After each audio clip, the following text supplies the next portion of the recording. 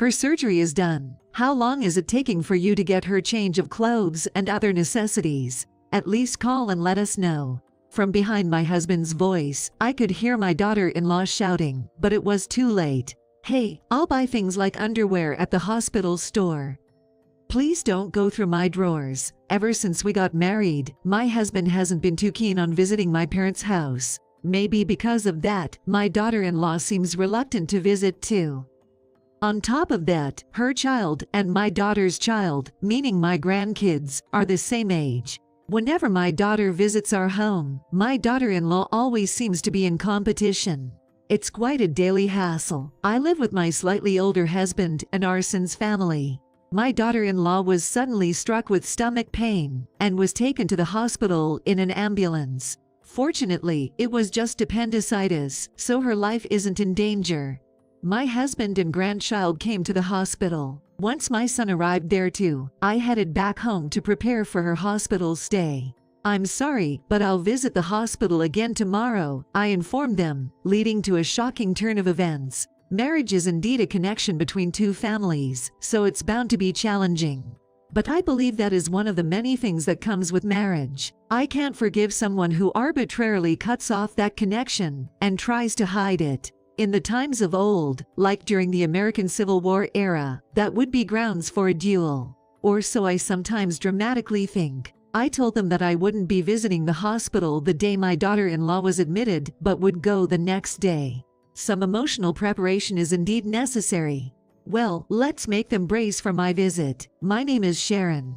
I'm 62 years old and work as a freelance funeral director.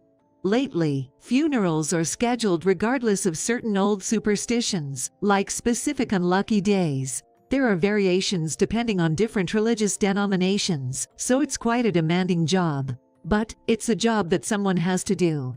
That's why I do it with pride. I met my husband through work. Unlike the youngsters these days, I didn't ponder much about a partner's income or profession. After graduating from a community college, I married and had kids in quick succession.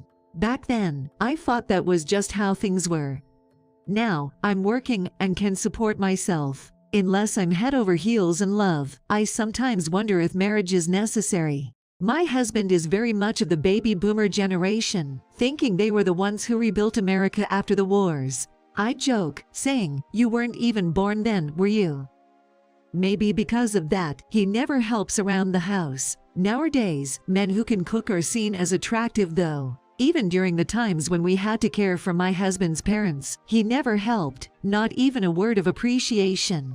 So, when my in-laws passed away, I had considered divorcing him. However, after living together for so many years, it's not like there's no affection at all.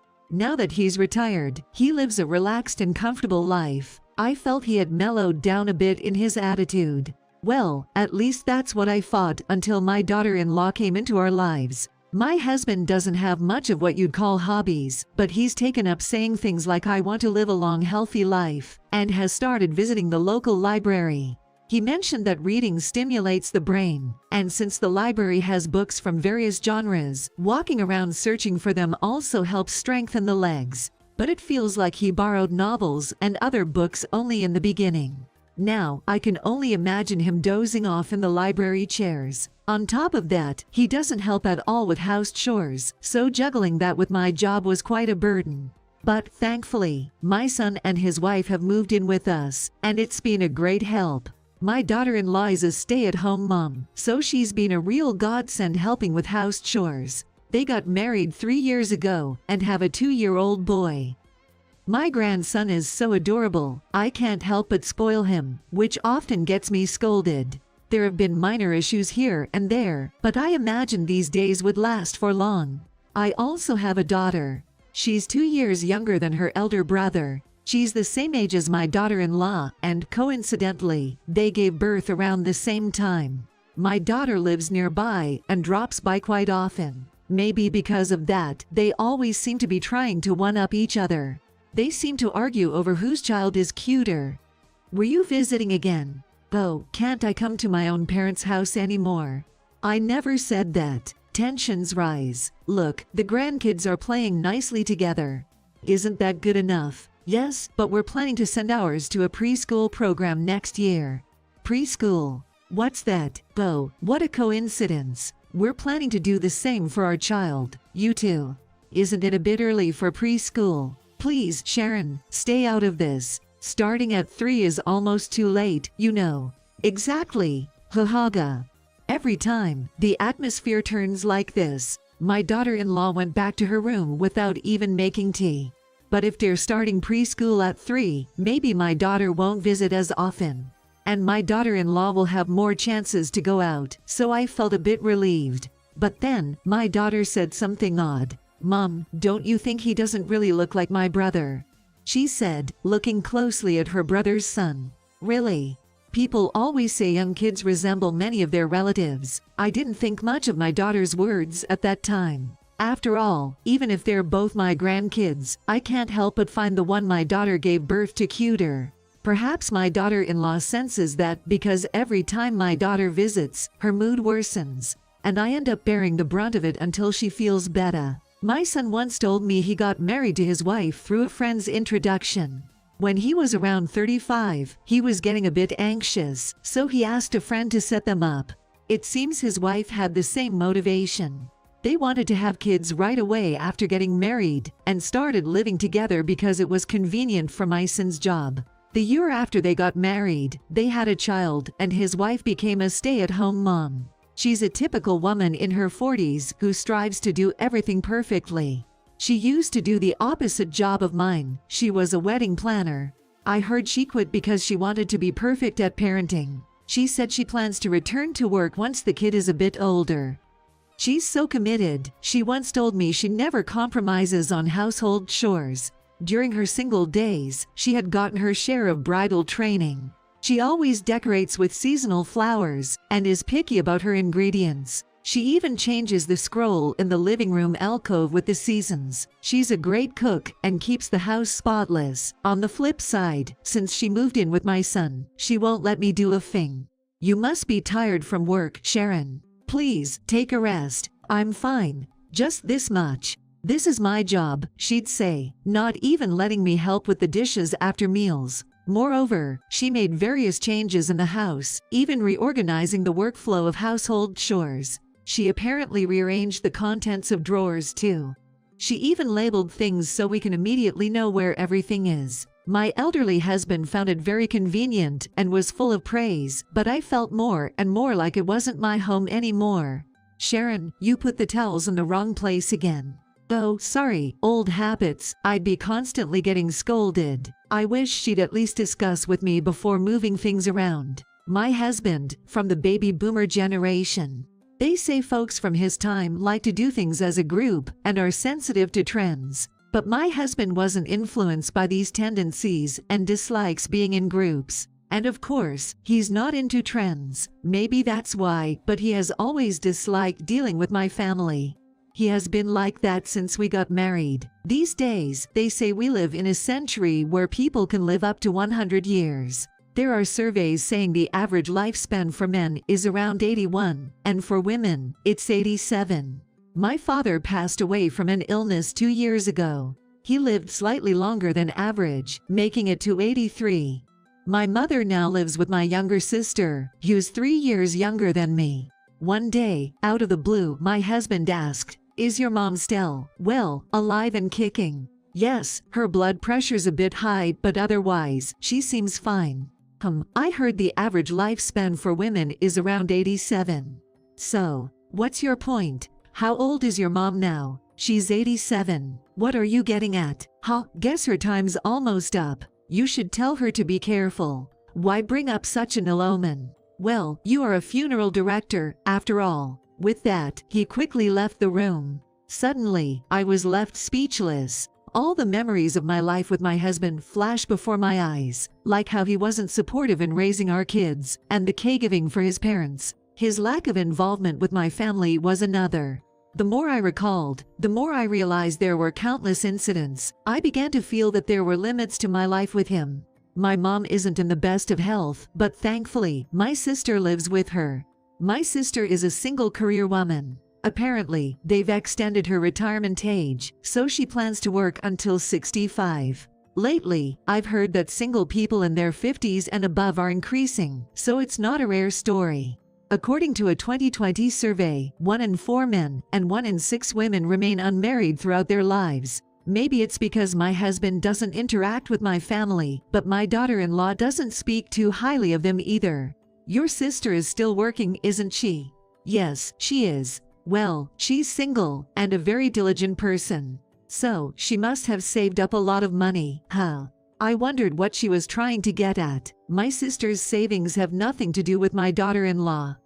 It felt a bit nosy, and I had no clue what my daughter-in-law was trying to say. One day, we gathered at my family home for my father's 3rd memorial. The last time she came, my daughter-in-law made a comment right off the bat, and she did the same this time too.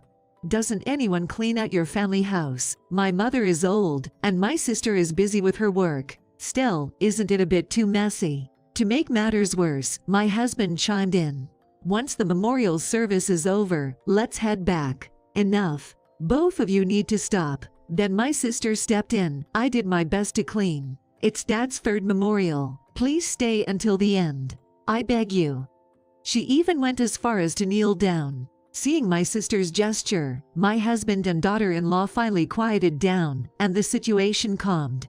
The memorial ended without any more issues, but my husband and daughter-in-law left without touching the sandwiches and other food we prepared. My son and I felt terribly sorry toward my mother and sister. When we apologized, they reassured us that they didn't mind, which was comforting. However, I decided never to invite my husband and daughter-in-law to my family home again. My husband has always been stubborn, but he's become even more so since living with our daughter-in-law. Or rather, he seemed to do whatever she says. Then, one day, my daughter came over to our house with her child. There seem to be many children's preschools these days, and they went for a trial. That's what she came to tell us. Her child drew a picture at one of those preschools trial, and was praised for it. I couldn't help but express my joy. Oh, really? That's amazing. Apparently, my daughter-in-law overheard and felt overshadowed. Without saying a word, she left. I couldn't believe it, but she quickly took her child to a preschool trial. She seemingly couldn't stand being outdone. About 2 hours later, she came back and told us that her kid drew a picture and got a praise for it. My daughter-in-law looked visibly exhausted, and I felt bad for the grandchild she seemed to be constantly chasing after. I wondered if she was just overwhelmed. When I said, "That's good," I probably had a tight expression on my face. She then said, "Sharon, you clearly favor your own daughter's child more, don't you?" She made this remark almost dismissively before vanishing into her room. Later, I learned she'd spoken to my husband, who told me, "Don't have your daughter visit so often. She's married off now." I was taken aback by his defensive attitude towards her, and retorted, "It's fine if my daughter wants to come back home once in a while." Yet, he just pretended not to hear, and turned his back on me.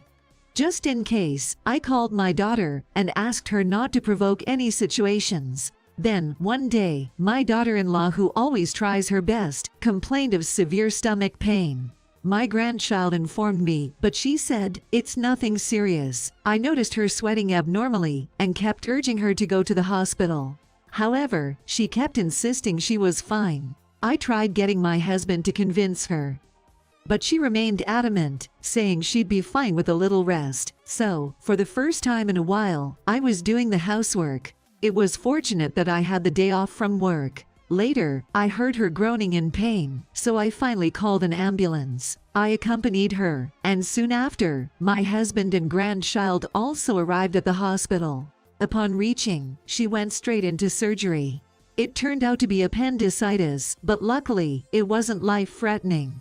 I contacted my son, and while he was accompanying her, I went back home to prepare some things for her stay. Since my daughter-in-law moved in with us, things have been moved around. Even things I usually kept in a particular spot were moved. First, I found her insurance card and toiletries and packed them in a bag. As I thought about packing some clothes for her, I opened her drawers. While searching, I wondered if she'd be upset if I touched things like her underwear. I had a hard time finding the drawer with her underwear because there was no label on it. I finally found it, and her underwear was neatly arranged. I also noticed a box, about the size of a standard sheet of paper, inside the drawer. It might contain soap or something, I thought, but out of curiosity, I opened it. Inside were shocking photos of my husband and daughter-in-law. There were also some documents. Upon seeing this, I panicked and fled to my parents' place. On my way, my husband called. He said, "Her surgery is done. How long is it taking for you to get her change of clothes and other necessities? At least call and let us know." I quickly replied, "Sorry, I'll visit the hospital tomorrow," and hung up.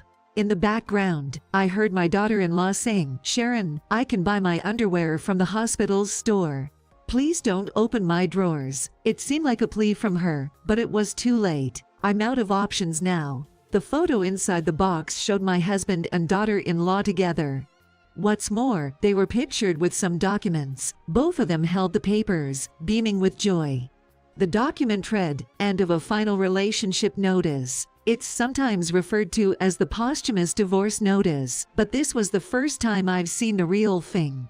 This notice is a procedure to end the legal relationship with a deceased spouse's relatives. I've heard that its usage has surged by 2.5 times over the past decade. It seems the primary reason people do this is to ensure they're not buried with their spouse's relatives when they pass. All you have to do is submit the necessary paperwork to the city or town hall of your official domicile. Once it's submitted, it can't be revoked. It's strictly a procedure to sever ties with the deceased spouse's family.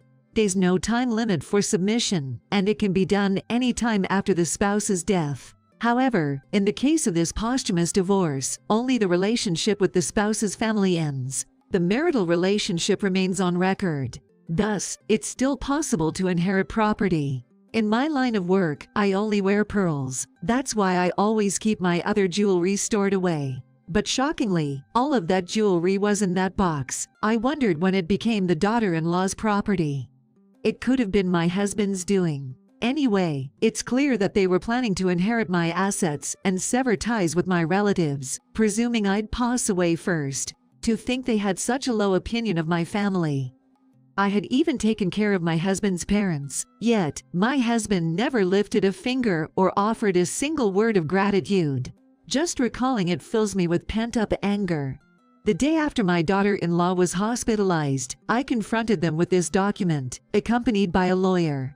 "Why are you coming to the hospital now? Isn't it a bit late?" I had some discussions with the lawyer. "What are you talking about? Consulting a lawyer? I'll be submitting divorce papers," I declared, slamming down the end of a final relationship notice and the photo of my husband and daughter-in-law holding it. "That's why I told you I'd buy my underwear from the hospital store, didn't I?" My daughter-in-law muttered quietly. "Huh. That's not the point, is it? It's not like I'm saying I want to divorce you, right? It's a document that says you want to cut ties with my relatives. It's the same thing. I never received a single word of consolation when taking care of my husband's parents. Even until now, he always hated going to my parents' house and even made my sister apologize on her knees. Things in our home change constantly without notice, making me uncomfortable. My jewelry was even mixed in a box with documents. I finally let out all these grievances that I've kept to myself for so long, and I can't even remember all of them. "Please calm down, Sharon," my daughter-in-law said anxiously. But my son retorted, "What the hell are you doing behind my back? Dad too." Just then, my daughter entered the room. "No, you came to visit me." Trying to lighten the mood, my daughter-in-law, always good at putting on a front, forced a smile. "Is it appendicitis? Maybe they should remove some other bad bugs too." "What are you talking about?" "Ow, ow, ow." Probably not the best topic a day after surgery. "I hope her wounds don't get worse. I did my research. Your child isn't my brother's, is it?" "What? No way. That's impossible. My brother was used by this woman." "I've done my research. My son was lost for words. You had a relationship before meeting my son." We'll let the lawyer explain the rest. Before I came to the hospital, I had called my daughter. She said she had something to tell me, which was surprising. It's not the child's fault, but if it isn't my son's child, that's a different story. Seeing me distraught, my daughter called a lawyer. She left the hospital room with her 2 kids. Naturally, this wasn't a conversation for young ears. My daughter-in-law had been dating someone before she met my son, but that man was already married. Around the time she was considering breaking up with him, she was introduced to my son, and they got married. When she realized she was pregnant, she was in disbelief, meaning she was seeing both the married man and my son. My daughter, noting the child doesn't look like my brother, had a DNA test done. It confirmed they weren't related. She also had a private investigator look into it. Confronted with the facts, my daughter-in-law finally broke down in tears. "It's not what you think. I wasn't trying to deceive anyone." "But you did. Why can't we just go on as we have?" my husband said, who seemed too relaxed about the situation. "I'm getting a divorce. Do as you please from now," I said, leaving the room. I didn't say I wanted a divorce. He called after me, but I pretended not to hear. "I'll go to my mom's parents' place too. I'll send the divorce papers later."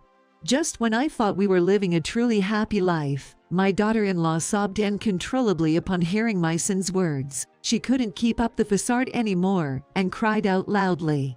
A concerned nurse rushed in. "Does the wound hurt? Are you okay?" the kind nurse asked. I silently thought to myself, she probably has pain in her emotional wounds. My husband reluctantly filled out the divorce papers. He can't do household chores at all. The daughter-in-law deceived my son and gave birth to another man's child, which has made it awkward for her to return to her parents' house. She apparently also reached out to the married man she dated in the past, but he ignored her, and she couldn't get any child support. Such married men are probably dating other single women. In the end, she's living with my ex-husband, but it's tough getting by on his pension alone.